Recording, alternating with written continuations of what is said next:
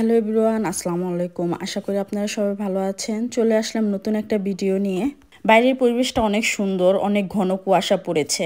আর যতটাই সময় যাচ্ছে কুয়াশাটা এরকম পানি হয়ে বৃষ্টির মতন পড়ছে। ভোরবেলা আরও অনেক ঘন কুয়াশা ছিল, একদমই বাহিরে অন্ধকার ছিল কুয়াশাতে।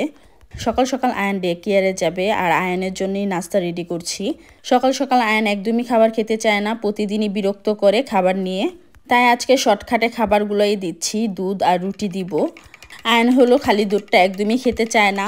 দুধের সাথে যদি একটু চকলেট পাউডার মিক্স করে দিই তারপরই আয়নকে দুধটা খাওয়ানো যায়। আর রুটির ভিতরে আমি নসিলাটাও দিয়ে দিয়েছি। আর এদিকে আয়নের খাবার রেডি করে এখন আমার খাবার রেডি করছি। আর আয়নকে নিয়ে প্রতিদিন আমি ডে কেয়ারে যাই না, আয়নের বাবা নিয়ে যায়। তো যেদিনই আমি আয়নকে নিয়ে ডে কেয়ারে যাই ওই দিন আমার একটু ঝামেলা বেশি হয়ে যায়, কেননা আয়নকেও রেডি করতে হয় আর আমার নিজেরও রেডি হতে হয়। খাওয়া দাওয়া শেষ করে আমরা রেডি হয়ে এখন চলে আসছি বাইরে, আর আয়নকে নিয়ে যাবো এখন স্কুলে আয়নের। আর বাইরের পরিবেশটা এখনও অনেক সুন্দর আছে, সময় কিন্তু অনেক বেশি হয়েছে। আমি যখন বের হয়েছি তখন প্রায় 8:30 বাজে, কিন্তু তখনও কুয়াশাটা কাটেনি তেমনভাবে। আর ফিনল্যান্ডের আবহাওয়া বোঝাটা খুবই মুশকিল, কেননা কোন দিন যে কেমন থাকে সেটা আসলে বলা যায় না। আর এরকম ঘন কুয়াশা যখন পড়ে ওই দিন তো রোদ তো দেখাই যায় না, সারাদিনই এরকম আকাশ মেঘলা মেঘলা হয়ে থাকে। এদিকে চলে আসছি আয়নের স্কুলে, আর আয়ন হলো আয়নের ব্যাগ নিয়ে ভিতরে যাচ্ছে। এখন আমি আয়নকে নিয়ে স্কুলের ভিতরে যাব। স্কুলের ভিতরে ভিডিও করা যায় না, তাই আমি আর ভিডিও তেমনভাবে করতে পারবো না। আর এই যে এদিকে আয়নের স্কুলের বাচ্চারা খেলাধুলা করছে।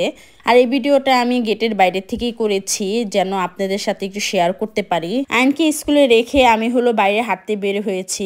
আর আমার বাসার সামনেই ছোট্ট একটা পার্ক আছে, আর এই পার্কের সামনে এসে দেখি অনেকগুলো হাঁস এরকম পানিতে খেলা করছে, দেখতেও খুব ভালো লাগছিল।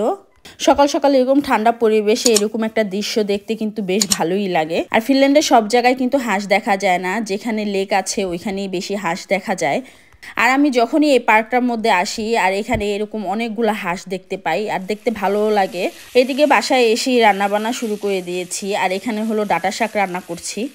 আর শাকটা আমি একদিন আগেই পরিষ্কার করে রেখে দিয়েছিলাম, যেন তারপরের দিন যখন রান্না করব তখন যেন সুবিধা হয় আর তাড়াতাড়ি রান্নাবান্না হয়ে যায়। কেননা আয়নকে সকালবেলা স্কুলে দিয়ে আসছি, আবার ওকে নিয়েও আসতে হবে। আর যেদিন এরকম আমার সব কিছু করতে হয় একা একা, ওই দিন আমার সব কিছুই অনেক ঝটপট করতে হয় আর তাড়াহুড়োর মধ্যে করে শেষ করতে হয়।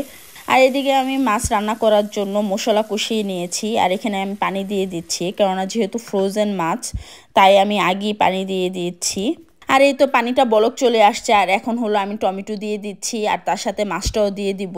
আর আজকে হলো আমি বাটা মাছ রান্না করছি। এটা হলো আমি বাংলাদেশ থেকে নিয়ে আসছিলাম, এটা ফ্রোজেন ছিল তাই আমি আগেই নামিয়ে রেখেছিলাম যেন বরফটা খুলে যায়। আর এদিকে কাঁচামরিচ দিয়ে এখন ভালোভাবে নাড়াচাড়া দিয়ে আমি ঢেকে দিব। আর এদিকে আমি কুড়ার মাছ ভুনা করেছি, আর কুড়ার মাছটা 2টা পিসই ছিল, তাই আমি আর অন্য কোনো কিছু করিনি, ভুনাই করে ফেলেছি। আর রান্নাবান্নার সব কাজ শেষ করে এখন হলো আমি ব্লুবেরির জুস বানাচ্ছি। আর ঘরে তৈরি করা ব্লুবেরি জুস খেতে কিন্তু বেশ ভালো লাগে। আমার বাসায় যখন ব্লুবেরি বেশি থাকে তখন আমি এই জুসটা বানাই নিজের হাতেই।